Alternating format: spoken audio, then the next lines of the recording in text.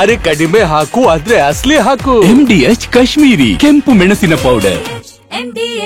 ಜಮ್ಮು ಕಾಶ್ಮೀರದಲ್ಲಿ 7 ಉಗ್ರರು ಮಟಾಶ್ ಆಗಿದ್ದಾರೆ ಅನ್ನುವಂತಹ ಅಪ್ಡೇಟ್ ಸಿಗ್ತಾ ಇದೆ.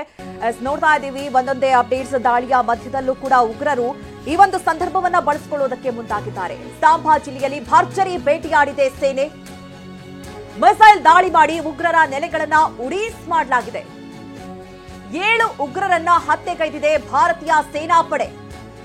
ಜಮ್ಮು ಕಾಶ್ಮೀರದಲ್ಲಿ 7 ಉಗ್ರರು ಮಟಾಶ್ ಆಗಿದ್ದಾರೆ. ಸಾಂಬಾ ಜಿಲ್ಲೆಯಲ್ಲಿ ಭರ್ಜರಿ ಬೇಟೆಯಾಡಿದೆ ಸೇನೆ. ನೋಡಿ, ಉಗ್ರರ ತಾಣಗಳು ಎಲ್ಲೆಲ್ಲಿವೆ ಅದರ ಕೊಲಾಪ್ಸ್ ಮಾಡುವಂತಹ ಕೆಲಸ ಕೂಡ ಭಾರತೀಯ ಸೇನೆಯಿಂದ ಆಗ್ತಾ ಇದೆ. ಉಗ್ರರನ್ನ ಸೆದೆ ಬಡಿತೀವಿ, ಯಾವುದೇ ಕಾರಣಕ್ಕೂ ಕೂಡ ಅವ್ರು ಎಲ್ಲೇ ಅಡಗಿದ್ರು ಕೂಡ ಹುಡುಕಿ ಹೊಡಿತೀವಿ ಅಂತ ಹೇಳಿ ಏನು ಕೇಂದ್ರ ಸರ್ಕಾರ ಹೇಳಿತ್ತು, ಅದೇ ರೀತಿಯಲ್ಲಿ ಉಗ್ರರ ತಾಣಗಳನ್ನ ಅವರಿರುವಂತಹ ಜಾಗಗಳನ್ನ ನೋಡಿ ಹೊಡೆಯಲಾಗ್ತಾ ಇದೆ. ಅಲ್ಲಲ್ಲಿ ದಾಳಿಗಳನ್ನ ಮಾಡಿ ಈಗಾಗಲೇ ಉಗ್ರರು 7 ಮಂದಿ ಹತರಾಗಿದ್ದಾರೆ ಎನ್ನುವಂತಹ ಅಪ್ಡೇಟ್ಸ್ ಕೂಡ ಸದ್ಯ ಸಿಗ್ತಾ ಇರುವಂತದ್ದು. ಅಂದ್ರೆ ಪಾಕಿಸ್ತಾನದ ನೆಲೆಯನ್ನ ಕಂಡುಕೊಂಡಂತಹ ಉಗ್ರರಿಗೆ ತಕ್ಕ ಶಾಸ್ತಿ ಆಗ್ತಾ ಇದೆ. ಅಲ್ಲಿಂದಲೂ ಕೂಡ ನುಸುಳುವಂತಹ ಪ್ರಯತ್ನವನ್ನ ಕೆಲ ಬಾರಿ ಉಗ್ರರು ಪ್ರಯತ್ನ ಮಾಡಿದ್ರು. ಅದಕ್ಕೂ ಕೂಡ ಭಾರತೀಯ ಸೇನೆ ಅವಕಾಶವನ್ನ ಮಾಡಿಕೊಟ್ಟಿಲ್ಲ. ಕಂಪ್ಲೀಟ್ ಆಗಿ ಹೈ ಅಲರ್ಟ್ ಅನ್ನ ಘೋಷಣೆ ಮಾಡಲಾಗಿದೆ. ಗಡಿ ಭಾಗದಲ್ಲಿ ಯಾವುದೇ ಕಾರಣಕ್ಕೂ ಯಾರೇ ಬಂದ್ರೂ ಕೂಡ ಅವರನ್ನ ಕಂಪ್ಲೀಟ್ ಆಗಿ ಚೆಕ್ ಮಾಡಿ ನಂತರವೇ ಬಿಡಲಾಗ್ತಾ ಇದೆ. ಇಂತಹ ಒಂದು ಸಂದರ್ಭ ಅಲ್ಲಲ್ಲಿ ಉಗ್ರ ನೆಲೆಗಳೇನಿದೆ ಅಲ್ಲೂ ಕೂಡ ಅಟ್ಯಾಕ್ ಆಗ್ತಾ ಇರೋದನ್ನ ನಾವು ಗಮನಿಸ್ತಾ ಇದೀವಿ.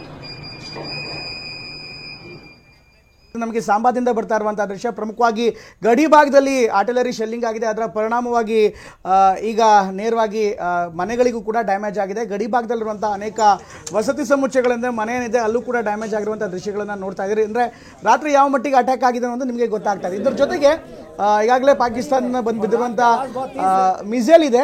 ಅಫ್ಕೋರ್ಸ್ ಇದು missile Girish, if I am not wrong, ಇದು ಮಿಸೈಲ್ ಇದು. ಹೀಗಾಗಿ ಇದು ಲೈವ್ ಇದೆಯಾ ಅಥವಾ ಯಾವ ಥರ ಇದ್ರ ಬಗ್ಗೆ ಇಂಟರ್ಸೆಪ್ಟ್ ಆಗಿರುತ್ತೆ. ಈಗ ಲೈವ್ ಆಗಿದೆ, ಅಷ್ಟೆಲ್ಲ ಜನ ಹತ್ರ ಹೋಗೋದಕ್ಕೆ ಸಾಧ್ಯ ಇಲ್ಲ. ಫಸ್ಟ್ ಆಫ್ ಆಲ್ ಡಿಫ್ಯೂಸ್ ಮಾಡಿದ್ದಾರೆ. ಡಿಫ್ಯೂಸ್ ಮಾಡಿರುವಂತ ಮಿಸೈಲ್ ಇಲ್ಲಿ ಬಂದು ಬಿದ್ದಿದೆ. ಹೀಗಾಗಿ ಡಿಫ್ಯೂಸ್ ಆಗಿರುವಂಥ ಒಂದು ಬಾಂಬನ್ನು ಅಥವಾ ಮಿಸೈಲನ್ನು ನೀವು ನೋಡ್ತಾ ಇದ್ದಾರೆ. ಅದನ್ನು ಈಗಾಗಲೇ ಹಾಗೆ ಬಿಡಲ್ಲ, ಸೇನೆಯವರು ಕೂಡ ಅದನ್ನು ರಿಕವರ್ ಮಾಡಿ ಅದನ್ನು ನೆಕ್ಸ್ಟ್ ಅದನ್ನು ತನಿಖೆ ಮಾಡ್ತಾರೆ. ಯಾವ ರೀತಿ ಇದೆ, ಅದರಲ್ಲಿ ಯಾವ್ಯಾವ ಕಾನ್ಫಿಗರೇಷನ್ಸ್ ಇರುತ್ತೆ, ಹೇಗೆ ಕೆಮಿಕಲ್ಸ್ಗಳನ್ನ ಯೂಸ್ ಮಾಡಿದ್ವಿ ಎಲ್ಲವೂ ಕೂಡ ನೋಡ್ತಾರೆ. ಇನ್ನು ಸಾಂಬಾದ ನೇರ ದೃಶ್ಯಾವಳಿಗಳನ್ನ ನಿಮಗೆ ತೋರಿಸ್ತಾ ಇದ್ದೀವಿ. ಗಡಿ ಭಾಗದಿಂದ ಬರ್ತಾ ಇರುವಂತಹ ದೃಶ್ಯ ಪಕ್ಕದಲ್ಲೇ ನೋಡ್ತಾ ಇದ್ದೀರಾ. ಪಾಕಿಸ್ತಾನದ ಮತ್ತು ಭಾರತದ ಗಡಿ ಭಾಗ, ಪಾಕಿಸ್ತಾನದ ಬಾವುಟ ಕಾಣ್ತಾ ಇದೆ. ಇನ್ನೊಂದು ಕಡೆಗೆ ಭಾರತದಿಂದ ತೆಗಿತಾ ಇರುವಂತಹ ದೃಶ್ಯ ಅದು. ಇನ್ನೊಂದು ಭಾಗದಲ್ಲಿ ಪಾಕಿಸ್ತಾನ ಇದೆ. ಆ ಪಾಕಿಸ್ತಾನದ ಬಾರ್ಡರ್ಗಳು ಯಾವ ರೀತಿ ಇದೆ ಅನ್ನುವಂಥ ದೃಶ್ಯವನ್ನು ನಾನು ನಿಮಗೆ ತೋರಿಸ್ತಾ ಇದ್ದೀವಿ. ಅಲ್ಲೂ ಸಾಕಷ್ಟು ಉದ್ವಿಗ್ನತೆ ಇದೆ. ಅದರ ಜೊತೆಗೆ ಈಗಾಗಲೇ CCTV ದೃಶ್ಯಗಳು ಕೂಡ ಬರ್ತಾ ಇದೆ. ಇದು ಬಾಂಬ್, ಇನ್ಫ್ಯಾಕ್ಟ್ ಮಿಸೈಲ್ ಡಿಫ್ಯೂಸ್ ಮಾಡ್ತಾ ಇರುವಂತಹ ದೃಶ್ಯವನ್ನು ನೀವು ನೋಡ್ತಾ ಇದ್ರೆ ಯಾವ ರೀತಿ ಮಿಸೈಲನ್ನು ಡಿಫ್ಯೂಸ್ ಮಾಡಲಾಯಿತು ಅನ್ನುವಂಥ ದೃಶ್ಯಗಳು ನಮಗೆ ಬರ್ತಾ ಇದೆ. ಈಗಾಗಲೇ ಇಂಟರ್ಸೆಪ್ಟ್ ಆಗಿ ಬಿದ್ದಿತ್ತು. ಅದನ್ನು ಕೆಲವೊಂದು ಕಡೆಗೆ ಲೈವ್ ಮಿಸೈಲ್ಸ್ಗಳು ಇತ್ತು ಅಂತ ಹೇಳಲಾಗ್ತಾ ಇದೆ. ಅದನ್ನು ಈಗ ಡಿಫ್ಯೂಸ್ ಮಾಡಲಾಗ್ತಾ ಇದೆ. ಜಮ್ಮುವಿನ ಸಾಂಬಾದಿಂದ ಬರ್ತಾ ಇರುವಂಥ ದೃಶ್ಯ, ಅದನ್ನು ಡಿಫ್ಯೂಸ್ ಮಾಡಿರುವಂಥ ದೃಶ್ಯಗಳು ನೋಡ್ತಾ. ಅಫ್ಕೋರ್ಸ್ ಗಿರೀಶ್, ನೀವೇನು ಹೇಳ್ತಾ ಇದ್ದೀವಿ, ಇದನ್ನು ನೋಡ್ತಾ ಇದ್ರೆ ಏನು ಅನ್ಸುತ್ತೆ? ಎಸ್, ಇದ್ರ ಬಗ್ಗೆ ವಿವರಣೆ ಕೊಡ್ಬೋದಾ ಏನಾಗ್ತಿದೆ ಅಂತ? ಅದನ್ನು ಡಿಫ್ಯೂಸ್ ಮಾಡ್ತಾ ಇದ್ದಾರೆ ಮಿಸೈಲ್ನಲ್ಲಿ. ಮಿಸೈಲ್ ನ ಡಿಫ್ಯೂಸ್ ಇದು ನ್ಯೂಟ್ರಲೈಸ್ ಆಗ್ತಾ ಇರೋದು ಇವೆಲ್ಲನೂ. ಡಿಫ್ಯೂಸ್ ಏನು ಮಾಡ್ತಾ ಇಲ್ಲ ಅಲ್ಲಿ, ದೇ ಆರ್ ಜಸ್ಟ್ ನ್ಯೂಟ್ರಲೈಸ್ ಮಾಡ್ತಾ ಇದ್ದಾರೆ. Neutralising in the air it self everything. Okay, diffuse ಏನು ಮಾಡ್ತಾ ಇಲ್ಲ. ರೈಟ್, ನ್ಯೂಟ್ರಲೈಸ್ ಮಾಡಿರುವಂತ ದೃಶ್ಯಗಳನ್ನು ನೋಡ್ತಾ ಇದ್ದೀವಿ. ಡಿಫ್ಯೂಸಿಂಗ್ ಬಂದು only on the land. Right sir, ನೀವು ಆ ಭಾಗದಲ್ಲಿ ಕೆಲಸ ಕೂಡ ಮಾಡಿರ್ತೀರಿ, ಜಮ್ಮು ಸೇರಿದಂತೆ. ಆ ಭಾಗದಲ್ಲಿ ಇಂಥ ವಾಟ್ ಟೈಮಲ್ಲಿ ಹೇಗಿರುತ್ತೆ ಸರ್? ಎಸ್ಪೆಷಲಿ ಕೆಲವೊಂದು ಶೆಲ್ಲಿಂಗ್ ಆದಂತಹ ಸಂದರ್ಭದಲ್ಲಿ ಅಥವಾ ಲೈವ್ ಬಾಂಬ್ ಬಂದಂತಹ ಸಂದರ್ಭದಲ್ಲಿ ಹೇಗೆ ರಿಕವರಿ ಪ್ರೋಸೆಸ್ ನಡೀತಾ ಇರುತ್ತೆ sir? Actually I am Raghavendra Rao here. Yes sir. ನಾನು ಬಂದು 1965 ವಾರ್ನೊಳಗಿದ್ದೆ ನಾನು. I was with 17th Rajput and infantry battalion. It will be always in the front only. Infantry battalions are always there. ಅದರಲ್ಲಿದ್ದಾಗ ಇದೇ ಥರ ಶೆಲ್ಲಿಂಗ್ಸ್ ಮತ್ತು ಆ್ಯಕ್ಚುಲ್ ವಾರ್ ನಡೆದಿತ್ತು ಅವಾಗ. ಅದು ಎಕ್ಸ್ಲೆಟಿಂಗ್ ಇವಾಗಿಂದ ಬೇರೆ ಆವಾಗಿಂದ ಬೇರೆ ಇತ್ತು actually. Because we had very little this thing and all. Equipments ಆಗಲಿ ಇದಾಗಲಿ ಸ್ವಲ್ಪ ಜಾಸ್ತಿ ಇತ್ತು. 62ಗಿನ್ನ ಜಾಸ್ತಿ ಇತ್ತು ನಮ್ಮ 65ನೊಳಗೆ.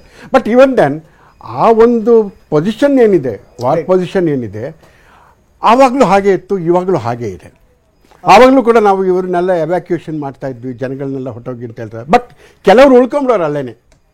ಏನಾದರೂ ಆಗಲಿ ನಾವು ಇಲ್ಲೇ ಇರ್ತೀವಿ, ನಾವು ಬಿಟ್ಟು ಹೋಗೋದಿಲ್ಲ ಅಂತ ಉಳ್ಕೊಂಬಿಡೋರು, ಉಳ್ಕೊಂಡ್ಬಿಡ್ತಿದ್ರು. ಅಂಥವ್ರಿಗೆ ಸ್ವಲ್ಪ ಕ್ಯಾಶುಯಾಲಿಟೀಸ್ ಆಗೋಗ್ಬಿಡುತ್ತೆ.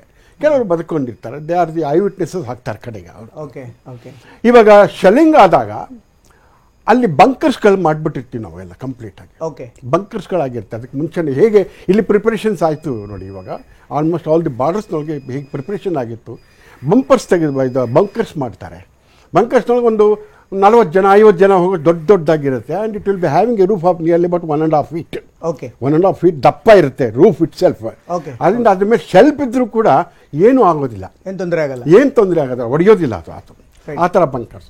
ಇನ್ನು ಮಿಕ್ಕಿದ್ದೆಲ್ಲ ಟೆಂಪರರಿ ಬಂಕರ್ಸ್ Right. ನಾವುಗಳಿದ್ದಾಗ ನಾವು ಅದ್ರ ಬಗ್ಗೆ ಕೇಳ್ತೀನಿ. ಇನ್ನಷ್ಟು ಅಪ್ಡೇಟ್ಸ್ಗಳು ಬರ್ತಾ ಇದೆ. MDH ನ ಕಿಚನ್ ಅಲ್ಲಿದ್ರೆ ನಾವು ಎಲ್ಲವನ್ನು ಮಾಡಬಹುದು. ಬೆಂಗನ್ ಕ ಬರ್ತಾ, ಆಲೂ ಗೋಬಿ, ಭಿಂಡಿ ಮಸಾಲಾ, ಇನ್ನೂ ಬಹಳಷ್ಟು.